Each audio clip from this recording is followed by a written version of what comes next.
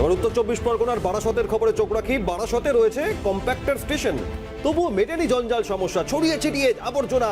উত্তর চব্বিশ পরগনার জেলা সদর বারাসতে জঞ্জাল, আবর্জনা স্তূপ দিকে দিকে। বারাসতের হরিমোহন নাথ আদর্শ বিদ্যাপীঠ স্কুলের সামনে জঞ্জাল সমস্যায় শিক্ষক, ছাত্রছাত্রী, পড়ুয়া, অভিভাবকরা। এক দূষণের পরিবেশ। উত্তর চব্বিশ পরগনার জেলা সদর বারাসতে আজ সকালেও জনতার দরবারেই খবর তুলে ধরেছিলাম। জেলার সদর, জেলা শাসক, পুলিশ সুপার, ডিআইজি, জেলা প্রশাসন থেকে শুরু করে জেলার হেডকোয়ার্টারেই এই আবর্জনা স্তূপ এবং স্কুলের সামনে আবর্জনা স্তূপ। পড়ুয়া থেকে অভিভাবক তারা নাজেহাল, শিক্ষক শিক্ষিকারা দীর্ঘদিন ধরে দাবি জানিয়েছেন। সরাসরি আমাদের প্রতিনিধি অপু শীল রয়েছেন বারাসত এই হরিমোহননাথ স্কুলের সামনে থেকে। অপু, কতদিন ধরে এই পরিস্থিতি, কেন এর সুরাহা হচ্ছে না? কম্প্যাক্টার মেশিন থাকা সত্ত্বেও কেন আবর্জনা স্তূপ রাস্তাঘাটে যত্রতত্র?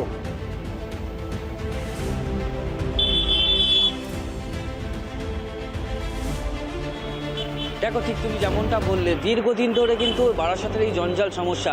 বারাসাতে তোমাকে বলে রাখি যে ভ্যাট একটা নিত্যদিনের সমস্যা হয়ে দাঁড়িয়েছিল এবং তার সেই সমস্যা দূর করতেই কিন্তু কম্প্যাক্ট স্টেশন তৈরি করা হয় বারাসাতের 5টি জায়গায়, এবং তারপরেও কিন্তু এই জঞ্জাল সমস্যা থেকে মুক্তি পাচ্ছে না বারাসাতবাসী।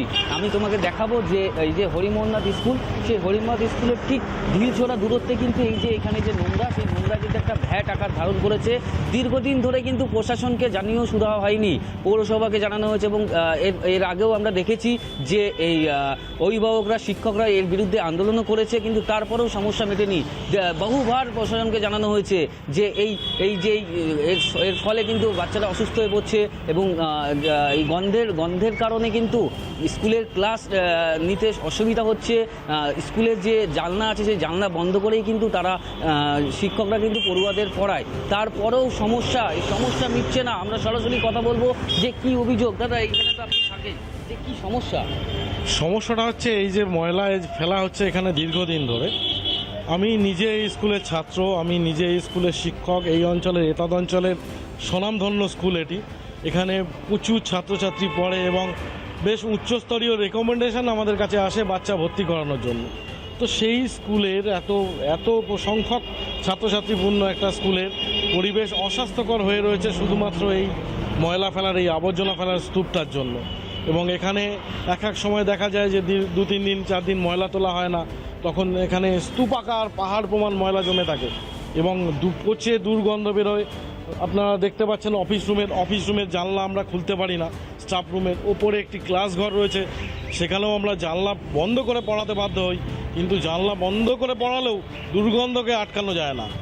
সেই যে দৃশ্য দূষণটাকে হয়তো আটকানো যায়, যে বাচ্চারা বাইরে থেকে নোংরাটা দেখতে পারে না, কিন্তু যে দুর্গন্ধ সেটা তো আর আমরা আটকাতে পারছি না। এর ফলে কি হয়, অনেক বাচ্চা দেখা যায় দীর্ঘ সময় ওই গন্ধ ইনহেল করে করে হয়তো তার মধ্যে একটা ভমিটিং টেন্ডেন্সি চলে আসে।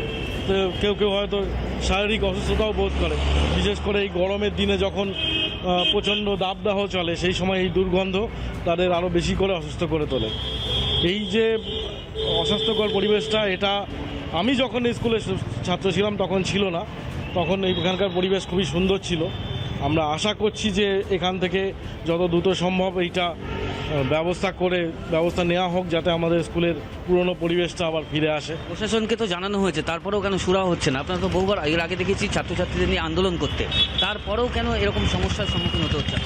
প্রশাসনকে একাধিকবার জানানো হয়েছে, বিদ্যালয়ের তরফ থেকে বিভিন্ন নিউজ চ্যানেল এসে এটাকে লাইভ করেছে, তা সত্ত্বেও এটার কোনো সুরাহা হচ্ছে না। হয়তো ময়লা ফেলার জায়গা ছিল না, এখন শুনেছি ময়লা ফেলার জায়গার ব্যবস্থা হয়েছে। তো আশা করি যে প্রশাসন এখন আমাদের স্কুলটার তরফে একটু তাকাবেন, তারা উপযুক্ত ব্যবস্থা নেবেন যাতে দ্রুত এই ময়লাটা এখান থেকে সরিয়ে ফেলা যায়। এই খবর সম্প্রচারের পর আমাদের নজর থাকবে বারাসাত পুরসভা, প্রশাসন, তারা এই আবর্জনা স্তূপ জেলা সদরের যত্রতত্র এর জন্য কি সুরাহা, কি বন্দোবস্ত, কি ব্যবস্থা গ্রহণ করে। আপাতত ধন্যবাদ সরাসরি